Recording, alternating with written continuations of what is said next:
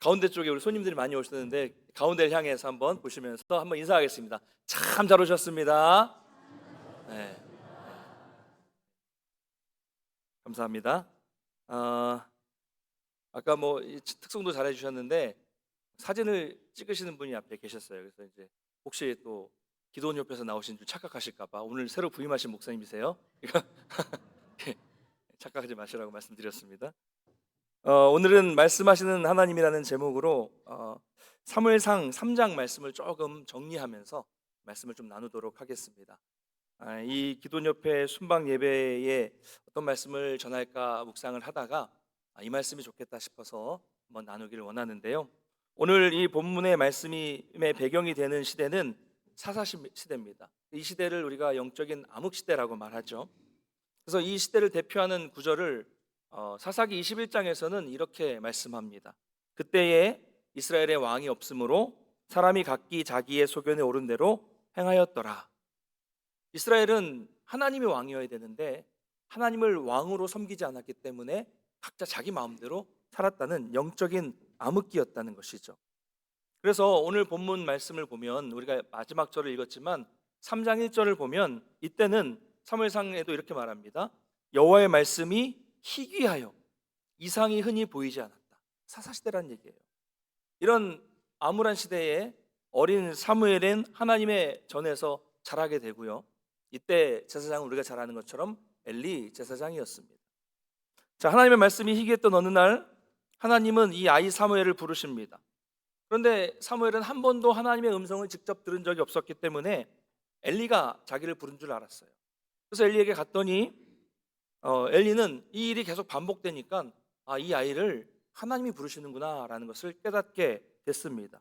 그래서 사무엘에게 다시 부르시면 어떻게 해야 될지를 알려주게 됩니다. 자, 그래서 하나님이 다시 이 사무엘을 부르시자 사무엘은 엘리 제사장이 알려준 대로 합니다. 말씀하옵소서 주의 종이 듣겠나이다 이렇게 이야기를 하죠. 그래서 하나님의 말씀이 이 말씀이 희귀했던 그런 시대에 하나님은 사무엘에게 말씀을 해 주십니다. 근데 이 사무엘이 처음 하나님의 말씀을 들은 말씀이 너무 비극적인 말씀이에요. 이 어린 사무엘로서는 감당하기 힘든 말씀이었죠. 영적으로 어두워진 엘리와 그 아들들을 심판하시겠다는 메시지를 이 어린 사무엘에게 주셨습니다. 가장 하나님과 가까워야 할 제사장이 큰 죄를 범함으로써 심판을 받게 된다는 그런 말씀이었어요. 자, 이렇게 심판의 말씀이 임한 다음 날에 엘리는 사무엘을 불러서 하나님이 하신 말씀을 듣기 원했습니다. 사무엘은 자신이 들은 말씀이 너무 충격적이었기 때문에 엘리에게 말하기를 좀 두려워했어요. 어린 나이에 감당하기 힘든 말씀이었죠. 그래도 엘리가 숨기지 말라고 전하라고 했고 사무엘은 하나님의 말씀을 그대로 이 엘리에게 전해 줍니다. 자, 이제 우리는 여기서 이 심판의 메시지를 전해들은 엘리의 태도를 한번 살펴보기를 원합니다. 우리 18절 한번 같이 읽어볼까요? 18절 자막 같이 읽겠습니다. 시작. 자라매 여호와께서 그와 함께 계셔서 그의 말이 하나도 땅에 떨어지지 않게 하시니. 자, 그 다음에 뭐라고 나오죠? 자, 다시요. 18절 지금 자막이 잘못된 것 같아요. 자, 18절 안 되나요? 그럼 여러분 같이 성경 보고 한번 읽겠습니다. 시작. 사무엘이 그것을 그에게 자세히 말하고 조금도 숨기지 아니하니 그가 이르되 이는 여호와이시니 선하신 대로 하실 것이니라 하니라. 아멘. 자, 여러분 어떻게 느끼셨어요? 정상적인 반응일까요? 저는 이 엘리 제사장의 반응이 도저히 이해가 안 돼요. 두려운 심판의 메시지, 하나님이 너와 네 아들들을 심판하시겠다라는 말씀을 들었는데 엘리는 어떻게 말하고 있어요? 울지도 않아요. 두려워하지도 않습니다. 그리고 회개하지도 않아요. 그냥 체념한 듯이 반응합니다. 그래, 여호와시니까 선하신 대로 하시겠지, 이런 거예요. 여러분, 엘리는 지난밤에 하나님이 사무엘을 부르신 것을 알았어요. 어떻게 알아요? 자기도 들어봤거든요. 전에 자신이 직접 하나님의 음성을 들었던 사람입니다. 지금은 안 나타나지만. 근데 이제는 더 이상 하나님이 나에게 말씀하시는 게 아니라 저 어린 사무엘에게 말씀하신다는 것을 전날 깨달았어요. 이 사실만으로 충격적이죠. 내가 제사장인데 나는 이제 말씀 안 하시고 이 아이에게 말씀하신다는 게 충격적이죠. 그리고 그 내용도 자신에 관한 내용일 것이라는 짐작까지는 아마 했을 것입니다. 아무리 그렇다고 해도 그렇죠. 직접 자신을 심판하시겠다는 메시지를 들었을 때 여러분, 우리는 어떻게 하는 것이 정상일까요? 어떤 반응이 정상적인 반응입니까? 하나님, 어찌할까요? 내가 어떻게 해야 됩니까? 참으로 두렵습니다. 이러면서 두려운 마음으로 옷을 찢고 하나님 앞에 납작 엎드려서 회개하고 용서를 구하는 것이 정상적인 반응입니다. 영적인 리더라면, 제사장이라면 이렇게 해야죠. 근데 엘리는 자기뿐만이 아니라 자기 두 아들까지도 두 아들에 대한 엄청난 심판의 메시지를 들었음에도 불구하고 그냥 체념합니다. 체념. 하나님이 하시겠지. 그리고요, 뒤에 보면 이 심판의 메시지가 전달된 날로부터 10년 이상의 시간이 지나는 동안 그의 삶에는 어떤 변화도 나타나지 않고 있다는 것을 발견할 수 있습니다. 회개하고 돌이킬 시간이 충분히 있었지만 엘리와 그의 아들들은 아무런 반응을 보이지 않고 있는 거예요. 여러분, 죄라는 건 이렇게 무서운 겁니다. 바늘도둑이 소독된다라는 말이 있죠. 그깟 바늘 하나 가져간다고 뭐 별일 생기겠어? 여기서부터 문제가 생기는 거예요. 그깟, 뭐 작은 거 그깟 그거 하나 때문에 문제가 생길까? 여기서부터 문제가 생기는 겁니다. 여러분, 죄라는 것은요, 그 조그만 그깟 죄 하나를 해결하지 않고 가만히 내버려 두게 되면 죄는 점점 더 우리 양심을 무뎌지게 만듭니다. 점점 무뎌지게 만들어서 결국 더 큰 죄를 범해도 그게 죄인지 모르게끔 우리 양심을 마비시키는 거예요. 마비시킵니다. 그리고 자신을 합리화하죠. 이번 한 번만 더. 지난번에도 괜찮았으니 이번에도 괜찮겠지. 아무 일 없었는데 뭐 어때? 뭐 이렇게 돼요. 이 모든 것은요, 이렇게 되는 것은 사탄의 계략입니다. 사탄이 우리를 이렇게 무너뜨리는 거예요. 그러면 사탄이 이렇게 하는 이유는 무엇일까요? 그 사람이 하나님과 멀어지게 하고 자기와 가까워지게 하기 위함이죠. 사탄이 그 사람을 하나님의 자녀가 아니라 자기 자식 삼고자 하는 것이죠. 하나님과 동행하는 것이 아니라 사탄과 동행하게 하기 위해서 이렇게 만드는 겁니다. 여러분, 어떠세요? 질문 드리겠습니다. 사탄과 가까워지면 좋으세요? 사탄과 함께하면 좋으십니까? 요즘 이제 코로나가 끝나니까 사람들이 많이 해외로 나간다고 하죠. 근데 어떤 재벌이 만약 여러분에게 오셔서, 재벌이 와서 아름다운 최고급 휴양지로 가십시오. 그리고 가서 고급 레스토랑을 마음껏 이용하시고 원하는 대로 돈 걱정하지 말고 마음껏 쉬다가 오십시오 라고 하면 어때요? 좋으시겠죠? 재벌이 그냥 돈 다 줄 때 갔다 오라고 하면 좋아요, 안 좋아요? 네, 좋죠.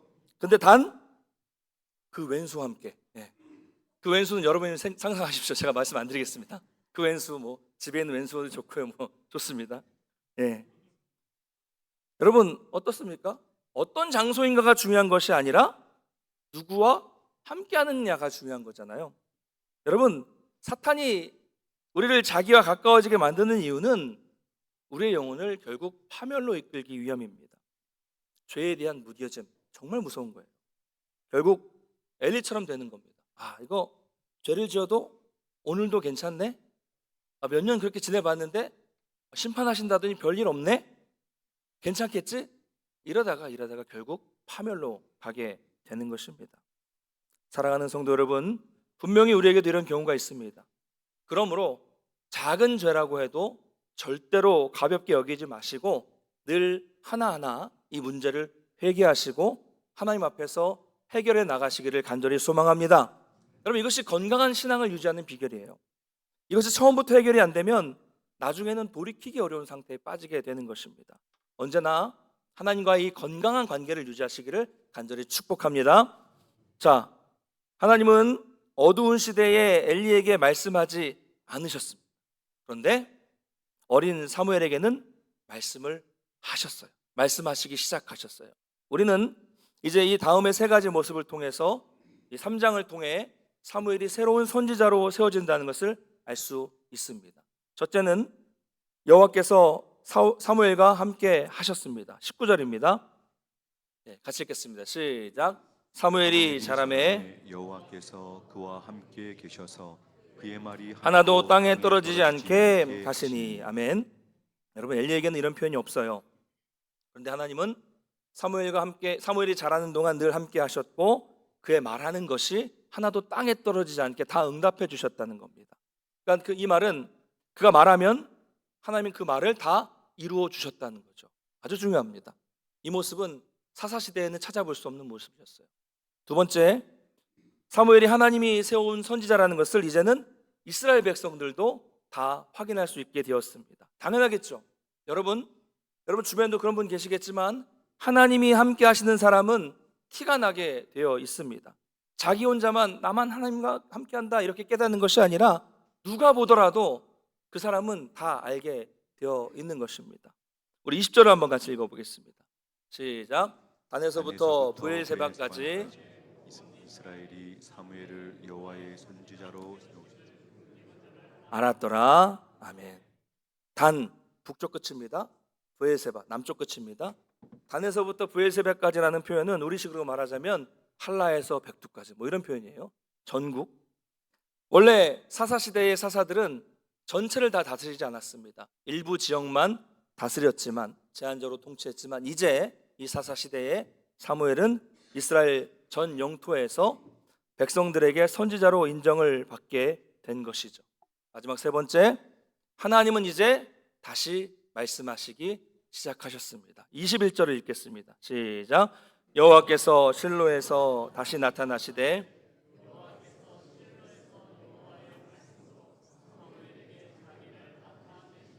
아멘.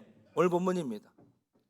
말씀이 희귀하고 고갈되어 나타나지 않았던 하나님의 말씀이 드디어 실로에서 나타나기 시작했고 이제 어두운 사사 시대는 끝이 나고 하나님이 사무엘에게 말씀하시는 새로운 시대가 열리게 된 것입니다.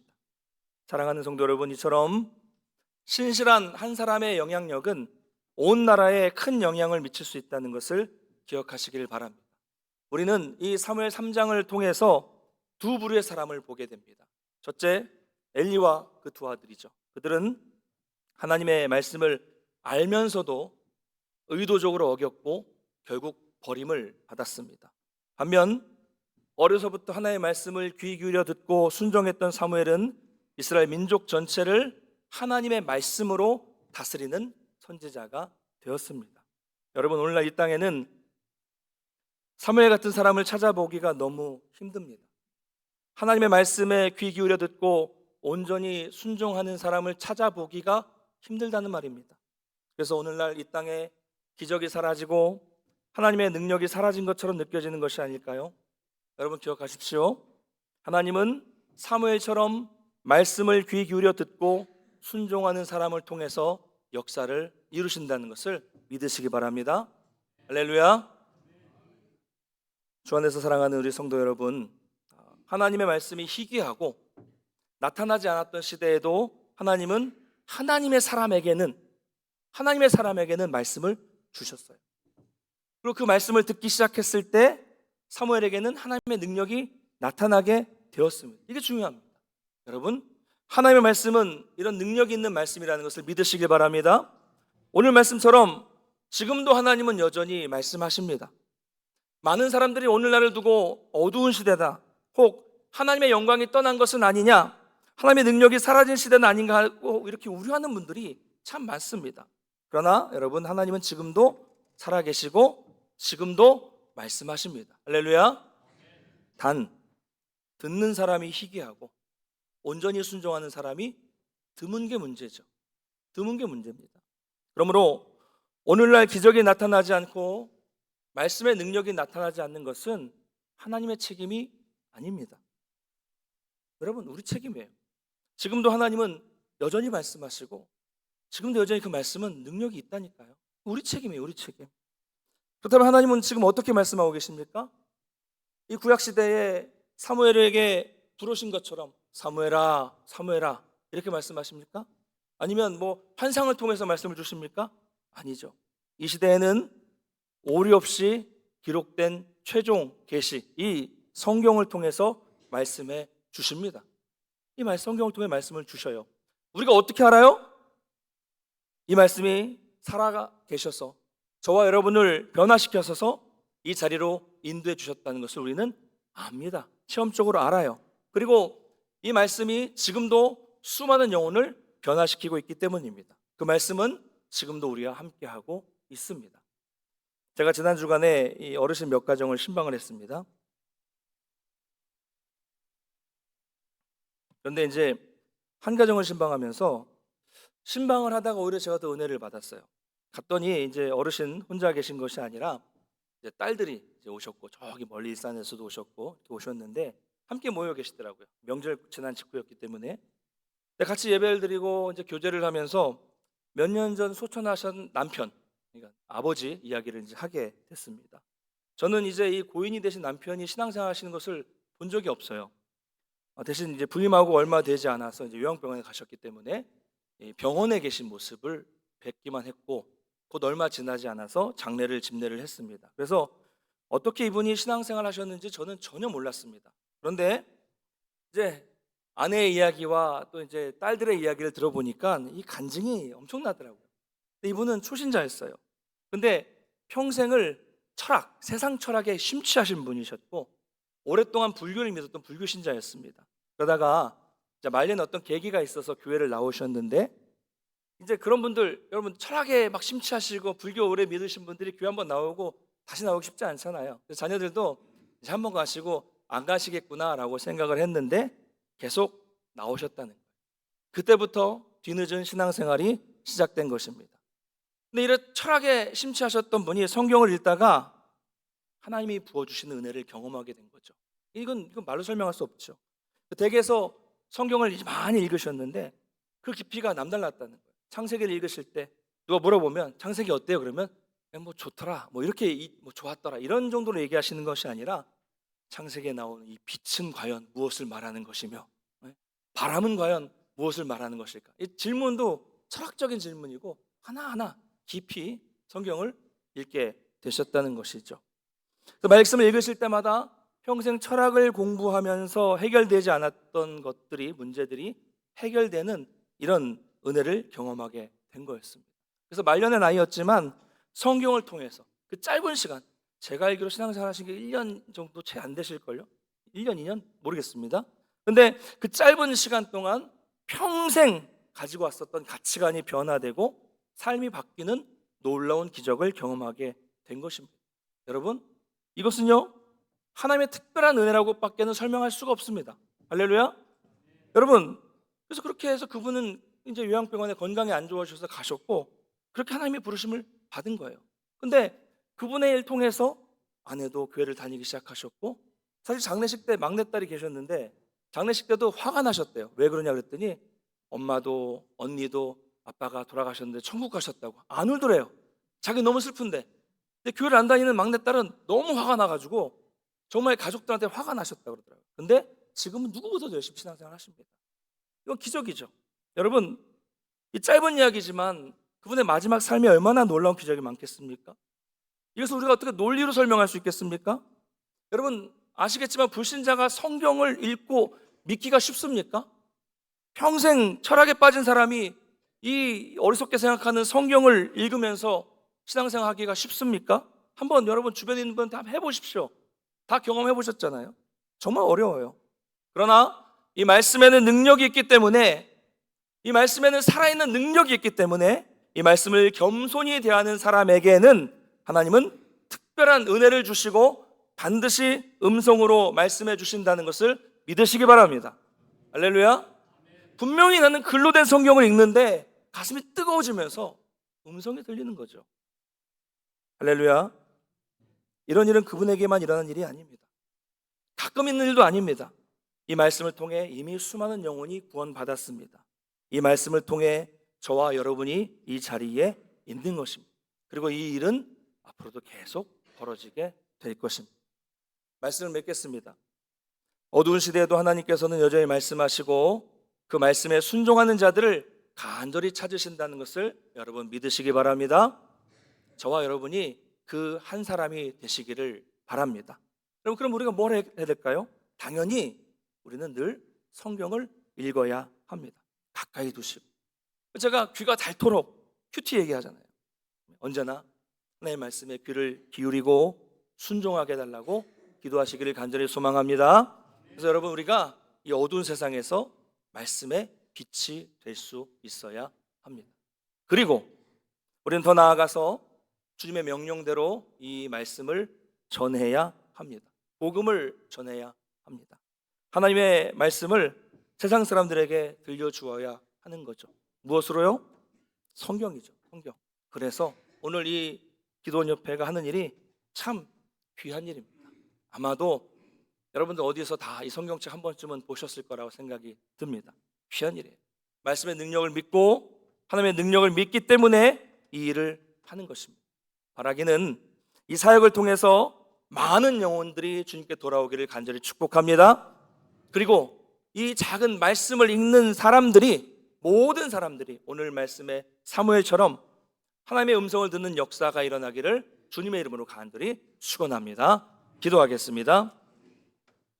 사랑의 하나님 아버지, 은혜를 감사를 드립니다. 오늘 기도원협회 순방 예배를 통해서 우리가 말씀을 나눌 수 있도록 인도하시니 감사를 드립니다. 하나님은 지금도 살아계시고 하나님은 지금도 역사하시며 하나님은 지금도 우리에게 말씀을 허락해 주시는 이 믿음을 가지고 살아갈 수 있는 우리 모두가 될 수 있도록 도와주셔서 항상 주의 말씀에 세미한 음성에 민감하게 반응할 수 있는 우리 모두가 될 수 있도록 도와주시옵소서. 특별히 오늘 기도원협회 순방 예배를 드립니다. 이 일을 감당하시는 모든 분들에게, 회원들에게 은혜를 베풀어 주셔서 정말 주님을 위해서 헌신하고 이 복음을 전하는 일에 최선을 다할 때 하나님께서 가정을 책임져 주시고 일터를 책임져 주시며 자녀들에게 큰 복을 베풀어 주셔서 우리가 하나님의 일을 할 때 하나님은 우리의 일을 책임져 주시옵소서. 하나님께서 함께 하시고 인도하실 줄 믿사오며 예수님의 이름으로 간절히 축복하며 기도드리옵나이다.